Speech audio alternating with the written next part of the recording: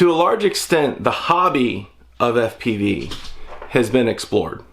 There's not a lot of new things to do in the hobby, but the profession of FPV has yet to be defined. Kevin and I talk about that in this episode. One of the things that I noticed, maybe it was a year ago. It wasn't that long ago, but I've been watching your videos for quite some time. And I think I stumbled onto you when I stumbled onto most of the rest of the Atlanta crew. So I've been flying since about 2016. So I probably stumbled onto your channel about 2017. Yep. And somewhere between 2017 and probably mid 2018, you had this sudden massive ramp up in production value for all of your vlogs. What the heck happened? Because you went from just kind of handheld, a little bit of vloggy, and then a bunch of flying to, like, I was just watching the video that you did with you and Corey and the reverse power loop, and I mean some of the sequences in there and the B-roll they're awesome, and but it just seemed like it was one of those things where it was like somebody just flipped a switch in your brain, and all of a sudden your production value went through the roof. Like, what happened? So a couple of things happened. I got a nicer camera. To be fair, like, my oldest hobby is photography. My dad had like a Kodak 35 millimeter SLR camera back when I was in middle school, and I took it, and was always into computers. Like, we had computers growing up from the 70s on. And so I had like the first versions of Photoshop, and when you could start taking your film to and get it developed onto a CD to like put on the computer and develop and play with it in Photoshop. So I've always been into cameras and camera gear. And when I got into FPV, I actually sold a bunch of camera stuff that I had. It would have never been good for video. It was like a Fuji X-T1 and a bunch of lenses that I really liked that I would use for just messing around with photography. And so I've always had kind of like an eye for that, but I wasn't really capitalizing on it with the GoPro. And I did a little bit with the RX100, which was like my first vlogging camera, but it was still a limited amount of what it could do. So at some point I kind of lost interest. I just lost motivation to make videos.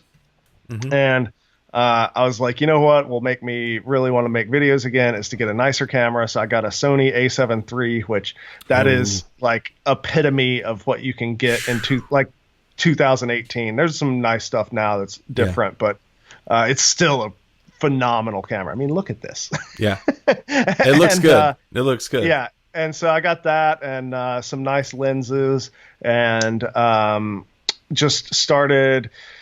Actually didn't even use it. Like, I got all that stuff and I only used it on Rotor Riot shoots for a while. But after like my days at Rotor Riot were over, I was like, all right, got to kick up the videos, and just started shooting like crazy. And just work on one little thing at a time. Like, okay, this week I'm going to figure out how to do better color grading. All right, this week I'm going to figure out how to treat my audio better. Like, not just using raw audio, but using like running it through compression and channels, selective channels and stuff like that. And so just like a little bit here, a little bit there, and always trying to figure out what I can do to take it just a little bit notch higher. Well, it shows. I mean, it really does show. And maybe, and I don't know if this is because I'm into video and, I know a little bit about what it takes to get that kind of footage. I honestly, not with the gear that I have, some of the shots you get, I couldn't get them. But it definitely, I just remember sitting down one day and watching one of your videos, and I was like, where the heck did that come from? Like it was just crazy. Like, anyways, I was amazed and shocked and very delighted would probably be the right word. To see like, you know, Peter McKinnon-esque B-roll coming out of the FPV, you know, sphere. So, you know, you are, and I do want to get into the Rotor Riot thing a little bit. But before we get into that,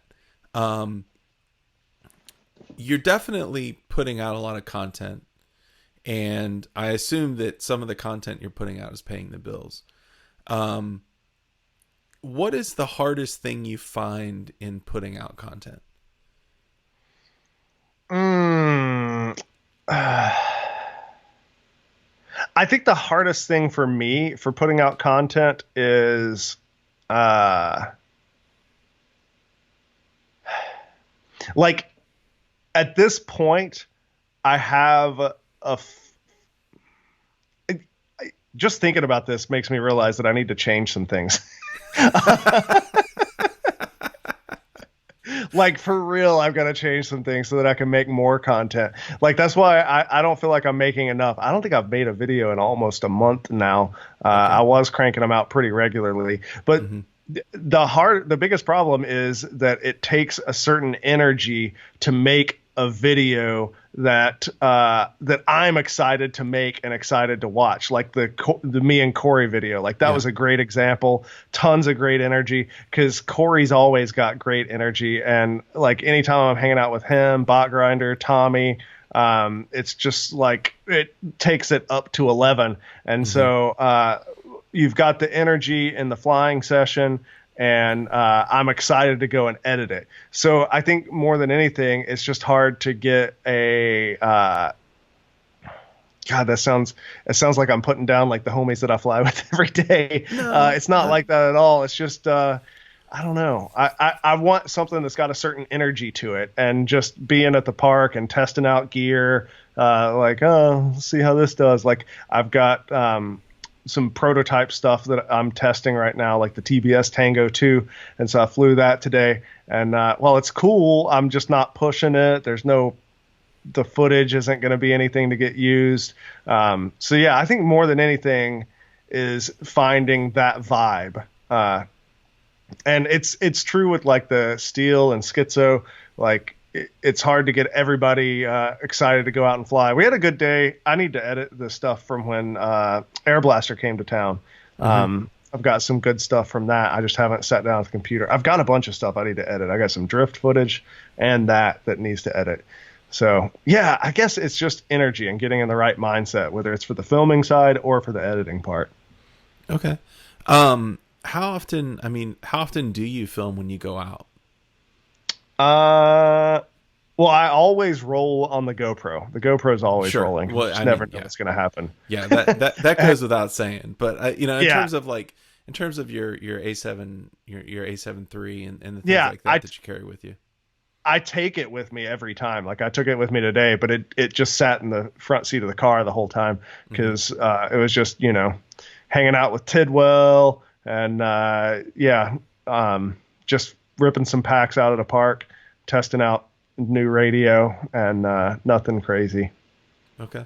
So yeah, I don't know how often. I really haven't been flying a ton like on the weekdays. It's usually just weekend sessions, like Saturday and Sunday, meet up, go fly with Steel and Schizo, and I'll film for those. But just depends. I don't know. I feel like we see Steel constantly, but I know I have questioned whether or not Schizo's still flying because he never releases anything. You hardly ever see him in videos, and he's like this ghost. He like drifts through somebody's video momentarily, and then it's like, oh, there was a Schizo sighting. That's a fair assessment. He's to be fair, he's got stuff going on. He's got a new job and stuff. So, and it's hard because a couple of years ago, like in 2015, 2016, we were all gung ho, like, oh my God, like go out, fly all day, every day. Like that's all we wanted to do every day that I had off. That's what I was doing. And you can't maintain that level forever. I'm not saying I don't enjoy flying. I still love it, and I still love getting out there. But the thought of going out all day, every day, like, oh my God, I don't know how I did it. We would get up in the morning, start charging packs, because it was also before the days of having like a nice charger with a ton of channels in the other room. So, and I'd have like 15 batteries, and the thing could only put out like 2 amps into the parallel board. And so it'd take like 4 hours of sitting there and babysitting the charger all day. So I'd get up in the morning, plug everything in, charge, work on repairs, go fly, come home, dump the footage, edit, go to bed, upload it, go to bed, get up, charge. Like, oh man, I don't think I could do that grind again. Yeah. But anybody that gets really good at FPV kind of has to go through that phase for sure. Do you feel, and this is, you're in a unique position because you're in kind of like one of the meccas of FPV, right? Like Atlanta is like, Atlanta is a place to go fly because not only do you guys have epic locations, but there's the Atlanta crew is there. Do you feel like there's been a general cooling in the industry in general? Like, do you feel like people are still as excited about it as they used to be? I think so. I have a theory on that, and some people have said, "Oh, FPV's dying." I don't think it's dying. I don't think that it's dead. But it isn't the same because like 2016 was a very unique, like 2015, 16 was a very unique era because FPV just wasn't possible. The way that we fly drones now wasn't possible at all until like 2012. And then it was just barely. And it was guys flying like 400 millimeter motor to motor things and big and like when they did a split S over a tree, everybody freaked out because like it's going to fall out of the sky, And so it was just barely new enough, like possible. And then you had all of the guys that are just geeks and technically minded, etc. All those guys, most of the people who were going to be into FPV in the early days when it's this really technical thing and a pain and you got to tune and you got to build and you got to do all this stuff, they found it then. And so there was just this huge rush in of people, and everybody at the time was so stoked on it. Now, some of those people have moved on and have gone on to other hobbies or, family or whatever. Some of those people are still in it, but, it's not this new thing that they're like crazy passionate about going home and watching YouTube videos on all night long. But you do have people that are new to the hobby who are in that space still, that we're still getting new people to the hobby. It's just not this huge wave that it was in 2016 because it was just barely, that was when it was first able to do that. And you get what I'm saying. Yeah. Well, and it definitely feels, it feels different. Like it almost, and this is the thing that I experience. I've seen 1,000 building dives now. Yes. I've seen hundreds of people chase drift cars. Oh my God, yes. I've seen, and I mean, how many times have you seen, and occasionally one comes out like, Johnny FPV puts out a video and just kind of like schools everybody and then he disappears for a year, right? But like, I've seen so much of what FPV can do, at least in the open prop 5-inch area.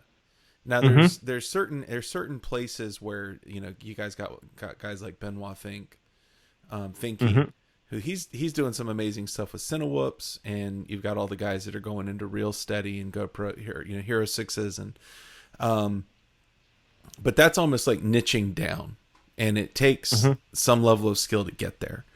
And so I sometimes I wonder, is it just that you and a few of the other guys kind of went out and broke all the ground, and then now there's nothing really new left to do?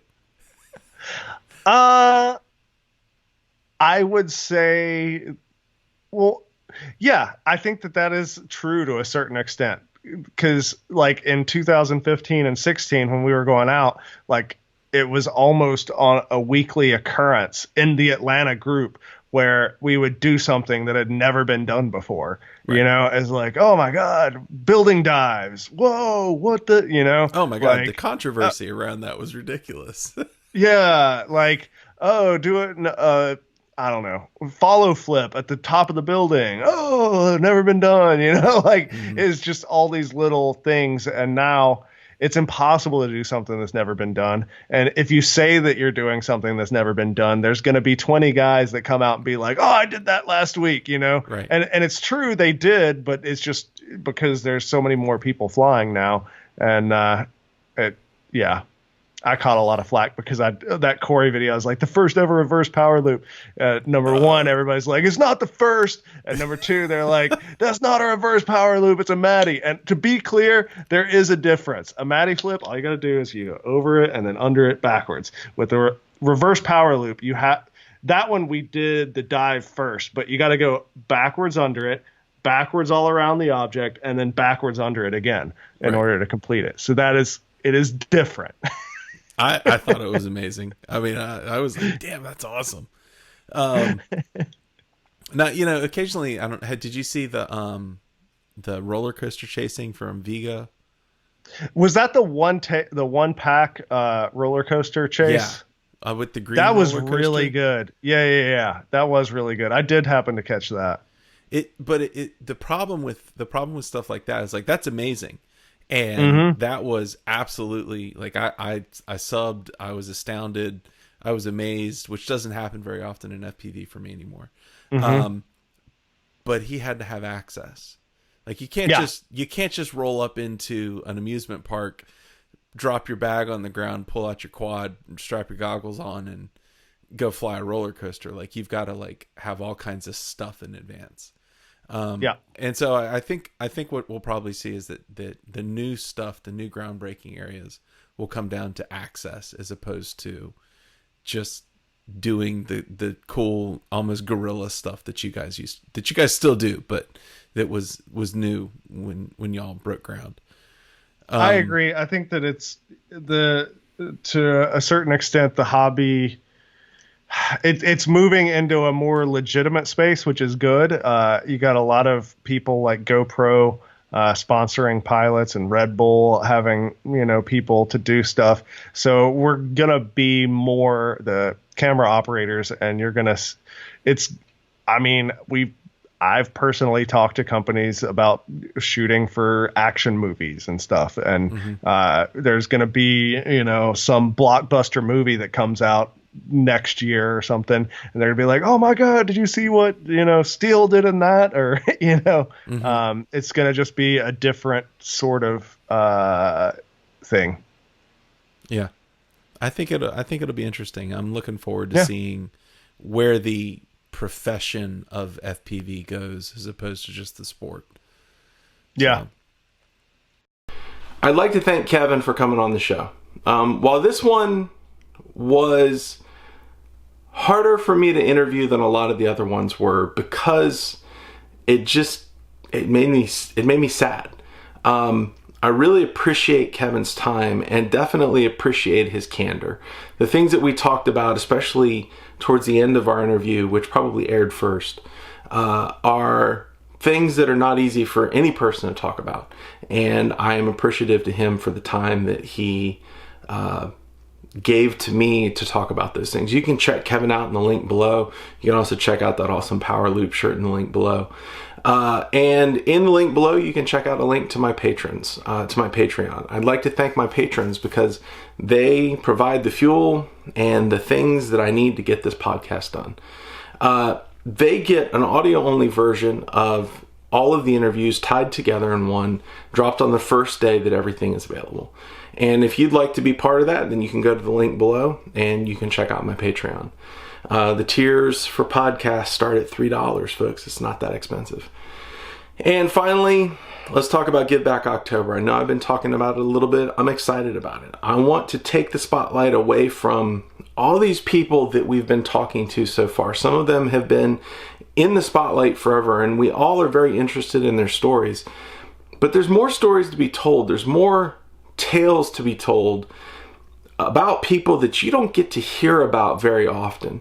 We're going to talk to people that give their day in and day out to work crazy jobs like Mike Chin.